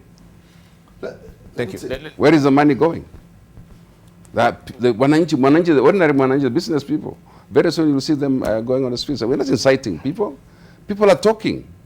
This is what people are saying right now. If you listen to the population, people are about to say we are going to walk and march. Why? Because very few people are keeping the monies. Right. Very few people are keeping the monies. Kenyans are getting frustrated on this. And we've seen also with the civil society coming up with some of these protests as well. Now they want to call it even the red vests, maybe following suit of what was happening in France with the yellow vests as well. Let's hear from Dr. Nikal. Honorable Ali said we must give people hope. You can't give hope forever. If you give hope, there must be evidence and signs that something is going to happen. And if again we say corruption started a long time ago, we are being apologists for the corrupt. Now, when we say we have excited people, who excited people? It is actually the force that came in. We are arresting everybody. They'll see them in court. Nobody. No, it was not politicians who incited the people. It is actually the executive when they came out with the big bang, what I was calling a false start. That is what excited the people. Mm-hmm. But what, in my view, what has happened, I think politics has taken away the focus from corruption. And I think purposely deliberately directed it to 2022 elections and now whipping up tribal feelings. Our thing is going. Now we are being denied. But because when you look at corruption and some people start feeling it is directed at us, then even those people are easier to mobilize as groups. So when you take people as a tribe and say this, then even those within that tribe that actually don't feel that that thing is wrong start shying away. They feel threatened. So politics has cleverly swayed the fight against corruption from corruption to 2022 politics, and it is saying it is not really a fight against corruption. This is all just intended to direct the 2022 elections in some way, to remove some people, to bring some people in. Very sad. And what Honorable Kiso said, if the president would leave this country with only two things done, he has cleaned the country of corruption. He has removed tribalism and nepotism. Those two alone, he'll be remembered forever, because that is what is bringing the country down. But our politics, the mobilization of people, is actually based on those two things. Corruption, huge money. Whipping tribal emotions. And that has successfully happened. And the big four, in my view, if you get rid of corruption, remove nepotism, remove tribalism and so on, these things will just work on their own. So the Building Bridges initiative, again, we are losing it. I mean, if you look at just immediately after the election, what was happening, people were dying, nothing was happening. Now, when we came with this handshake, it is silent, things can happen. We should take initiative of that to actually work out all these things, fight corruption seriously, get the systems working. When people are asking where is the DCI, where is the DPP, as I said, they are not asking for the individuals. Where are their functions? Why are we not seeing? If the court cases are taking long, why are the court cases taking long? Is it because there is not enough evidence put before the court? Was the adequate investigation done before somebody was arraigned before the public? Because once you arraign a very senior person before the public, the assumption is you have everything tight and he will go to court and there will be so much evidence. Remember, the judiciary, don't think the judiciary is going to work with the DCI and the DPP because they want to fight corruption. The judiciary will look at law. If you say we don't want vigilante justice, then the judiciary cannot just assume this was a PS, it's a high swell, we bring him, we must jail him. They must have evidence. They may even be seen to be fighting against corruption, rightly so, if correct evidence is not put before them. But has the judiciary really buckled under lately? Because, of course, since now we had that nullification of a presidential election then, and right now we've seen also very audacious judges, I should say, they've come up with very, controversial determinations lately. We had the reshuffles as well, and we're wondering, hey, why is so-and-so being reshuffled, or maybe, to other, jurisdictions, yes, so far. So we wondered, has also the judiciary itself buckled under pressure, maybe from the executive? I think, you see, the justice system is very complex. Let me just repeat, it's very complex. You see, Nyikal has tried to give an indication that for you to, prosecutions are already taking place. Let's first agree that there is hundreds of prosecutions that are before the courts. I think it is the court now to put its house in order in terms of how to streamline that so that then they can process. And they process once the prosecution, because being taken to court is not the end to prosecution, you know, and doesn't mean that when the way I have seen things happening lately is that maybe sometimes they rush or they were rushing so that to be seen and to be responding to public pleasure. That's when we lose corruption, because by the time they reach the court, a person being charged, there should be sufficient evidence collected. And because, you know, I have prosecuted criminal cases, and it's very easy for a lawyer to actually get out their clients off the hook if the case is not well prepared at the investigation stage. You'll find that most lawyers get acquittals between 80 and 90 and 100%, so that you are finding 10% is what is being found guilty. So therefore, the judiciary should have a systematic way of processing, including establishment, and they have done that, of courts specially brought to deal with the corruption cases.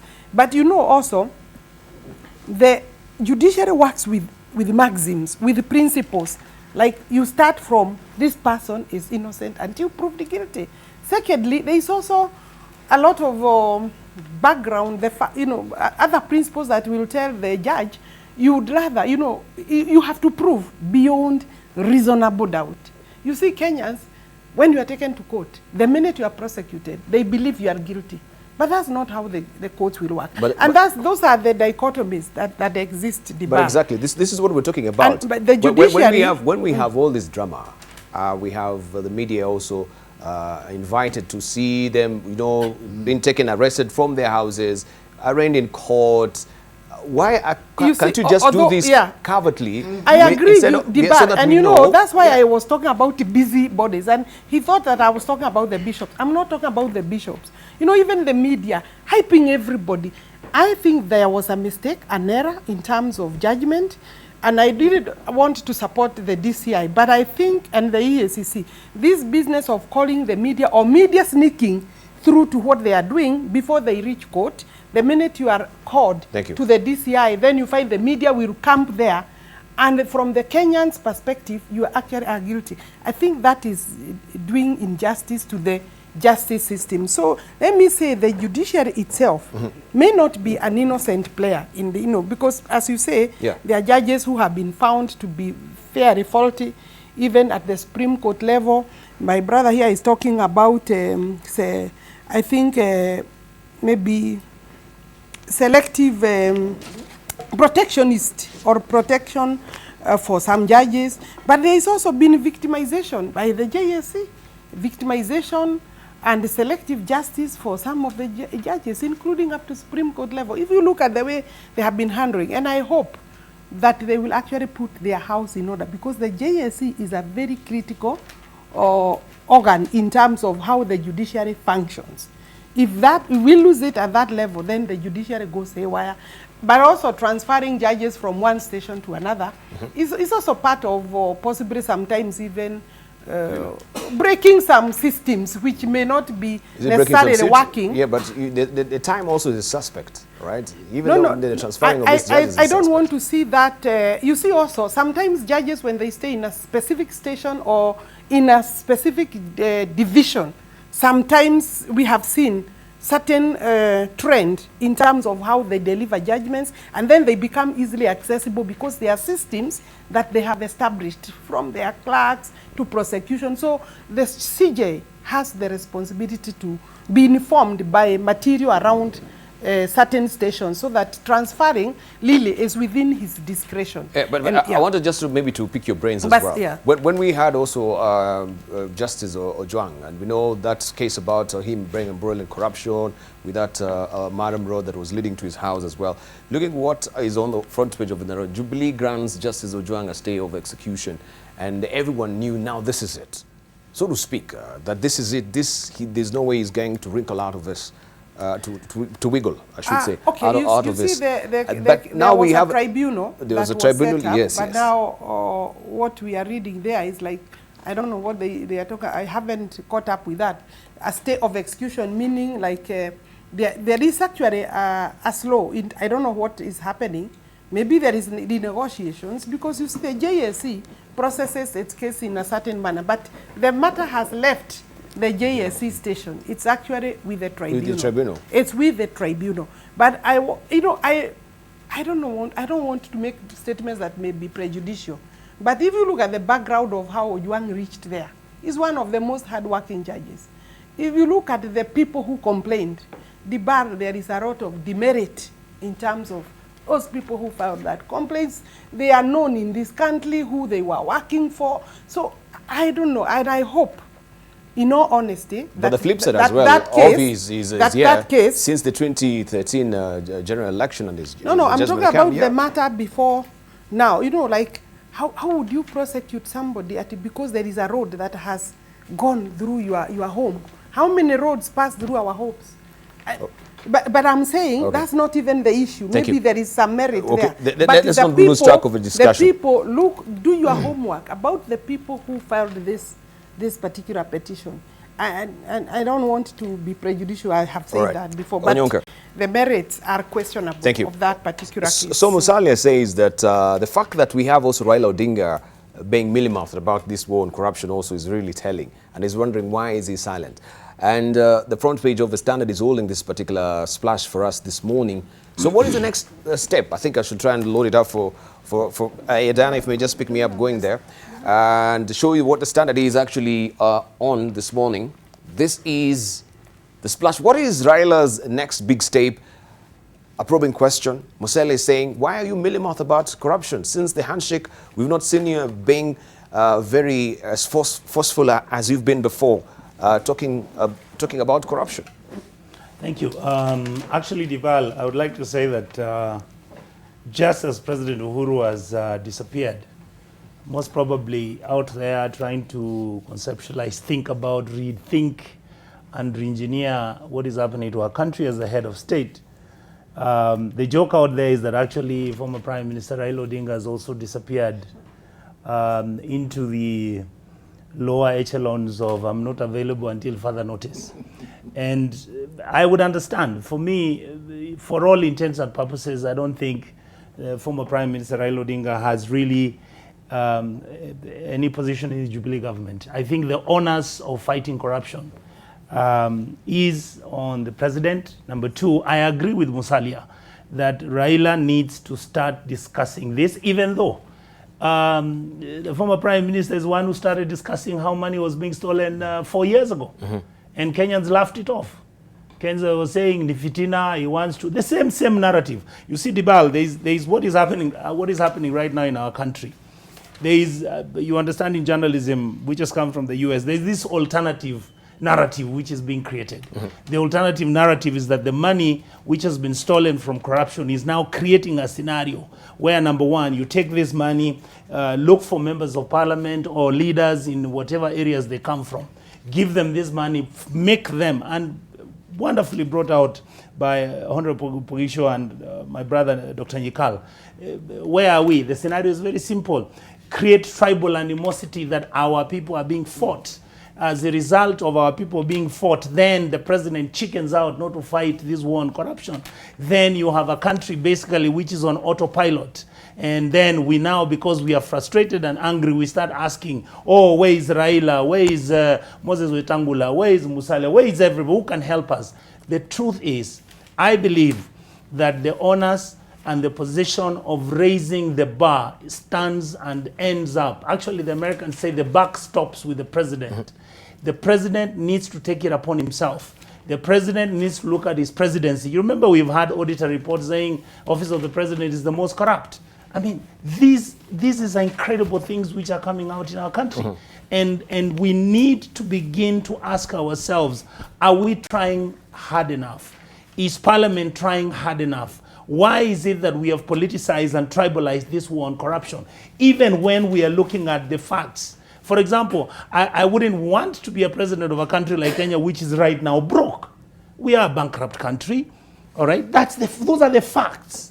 And yet, what are we busy doing? We are busy running without breaks, talking about, you know, in 2022, we are planning and organizing how, in fact, our region is going to produce the next president, or our region is being fought. It is because of our region being fought. That is why we have decided to come up and we have to fight back, creating this alternative narrative so that Kenyans can begin to move their thoughts and move their hearts from what is most important to them. We have unemployment at the highest level. We have got issues. Basic services are a problem to provide. We were supposed to have introduced pads to the children in primary school. Yes. That failed. We are supposed to be talking about the president's agenda 4 items. Nothing is happening. We are supposed to be discussing our country and where our country is headed in terms of whether we are continuing with SGR or not. That has come to fail. How can I not be alarmed? How can I not worry?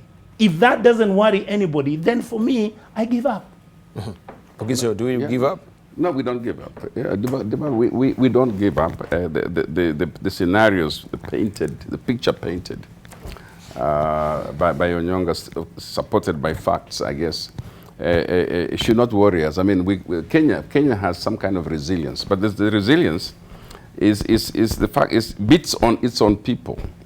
I was watching politicians yesterday in Turkana, for example. And you can tell that the message being given is not for the Turkana people, because you're talking to the media, not to the people. Everybody who stands up in Turkana is speaking English, and everything is said in English. I say, who are you addressing? You're addressing the nation. You're not addressing the poor guys who are just coming out of drought, if at all coming out of drought. You take politics to people who are already starving. And I was thinking, actually, this country, politics should just take a backstage right now. We should really begin to focus on the economy and say, what is happening to our economy?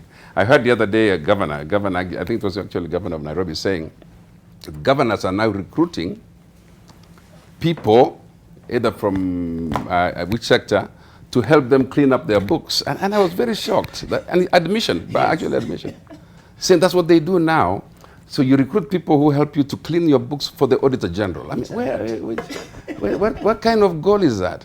And I think that we should really begin to look at how this, the Senate deals mostly with counties, how this corruption has cascaded to the counties. Well, I think my thoughts about fighting corruption should be that we should not leave the counties behind. What you see at the national level is being replicated actually at the county level. Yes. And you must remember that some over 300 billion is going to the counties. We don't forget that's not small monies. Every year going to the counties. So we should begin there. If we can clean up our counties, we should be able to say that we've done a little bit of it. So let's allow the counties to be clear. My take on the proposals that have come out today is that we need to propose to the country that the president takes on fighting corruption as his legacy, that the president takes on building bridges as a legacy.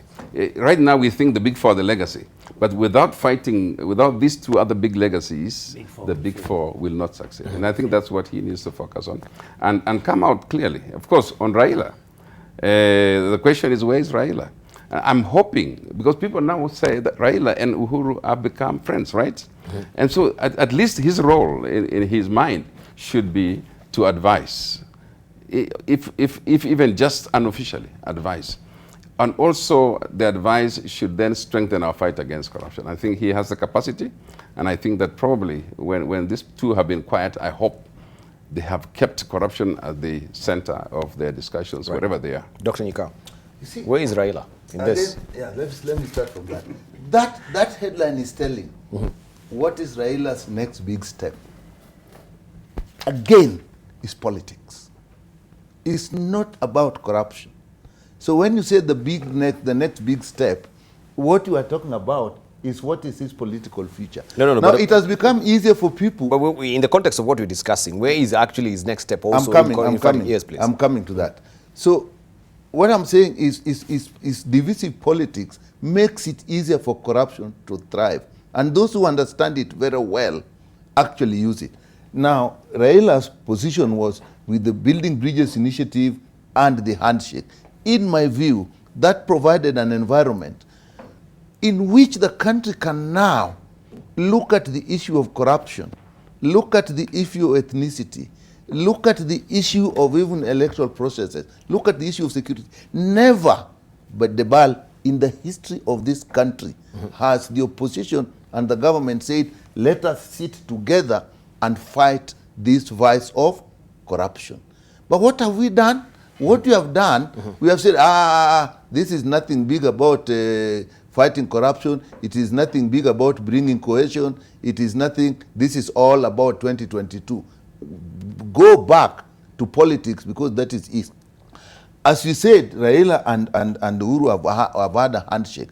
It is normally would be in bad taste if you have said, okay, let's work together. And then the same time, you come screaming at the person you've said you are working together. In fact, in my view, the silence of the president and even the silence of Raila would be golden if in the background they start to work a very serious strategy where we will not see things of what we are going to do, but we see things happening.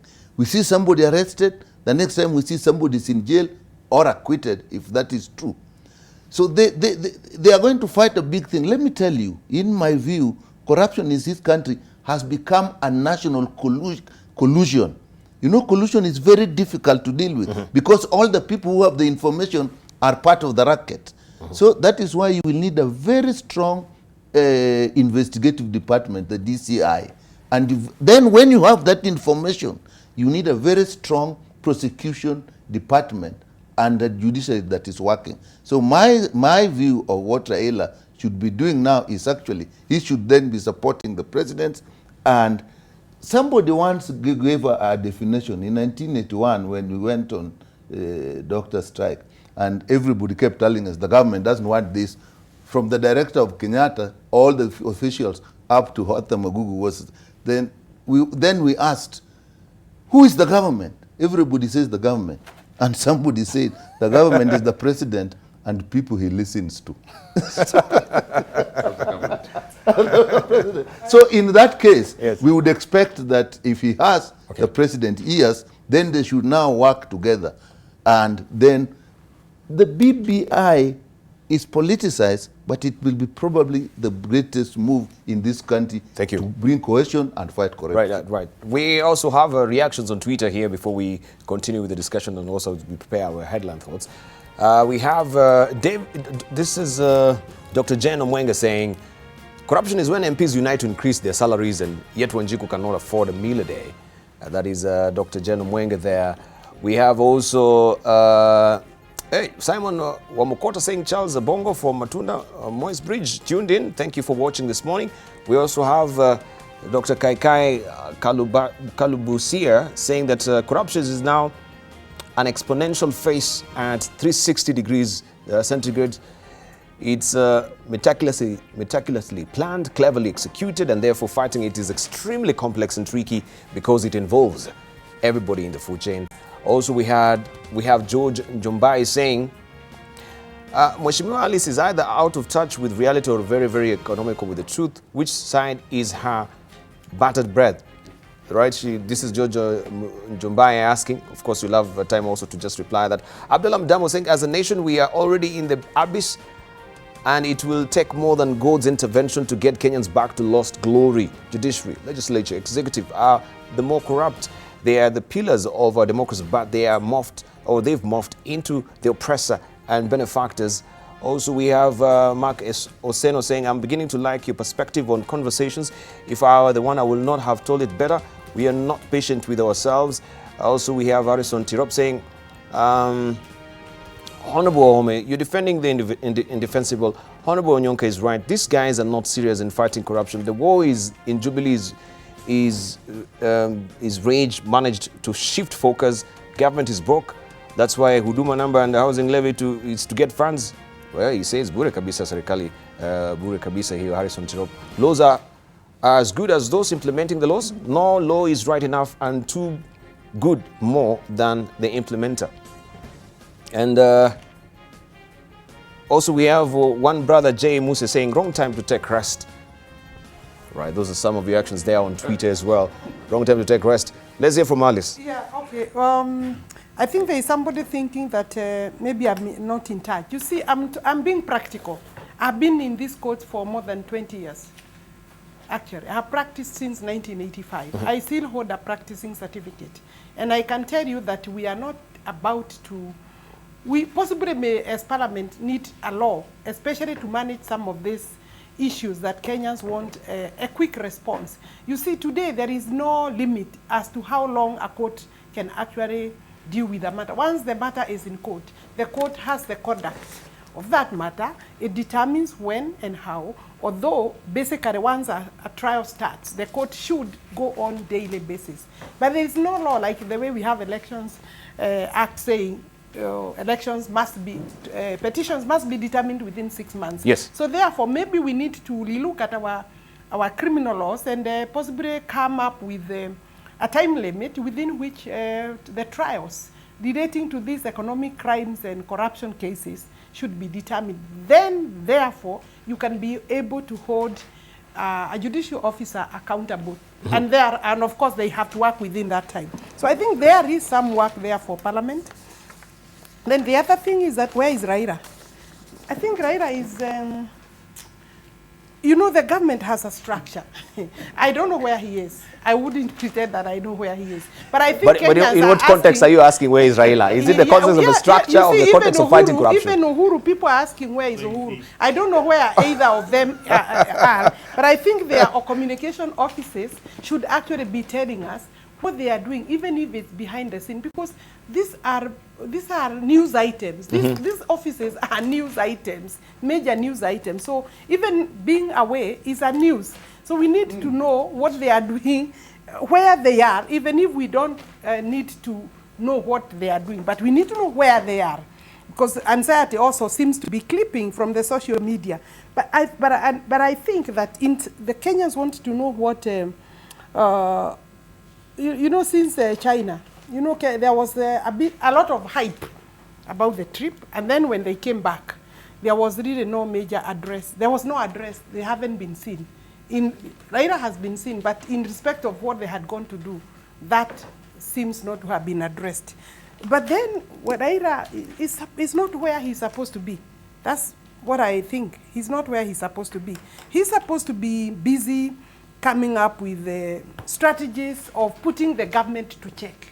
Right. Because the way the constitution is in this country, and you see that's what the opposition doesn't want to hear.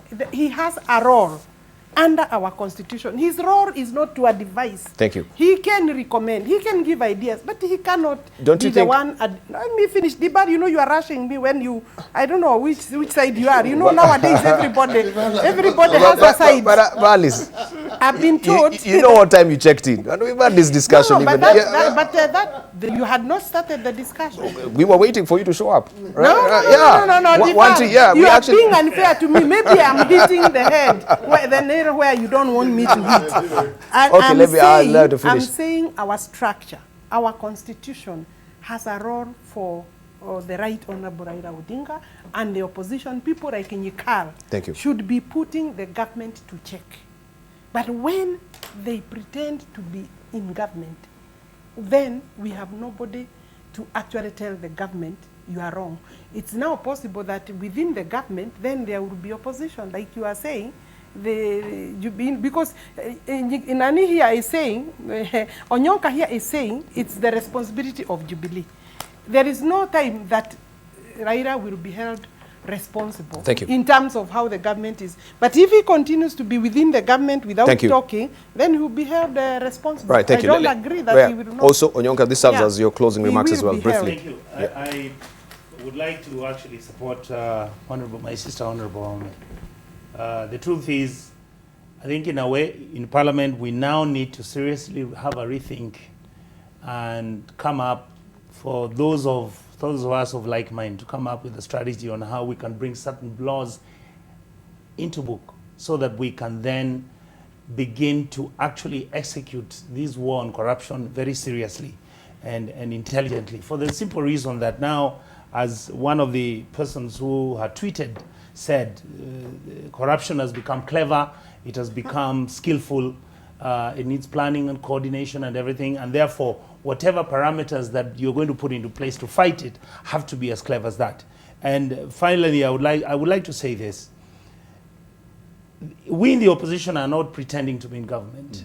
We in the opposition are happy that after the elections, which had issues, that our leader at that time, Prime Minister Raila Amolo Odinga, took the decision, even when some of us were unhappy with that decision, to engage Uhuru Muigai Kenyatta for the sake of trying to figure out what do we do our country. I think Building Bridges initiative was a good idea.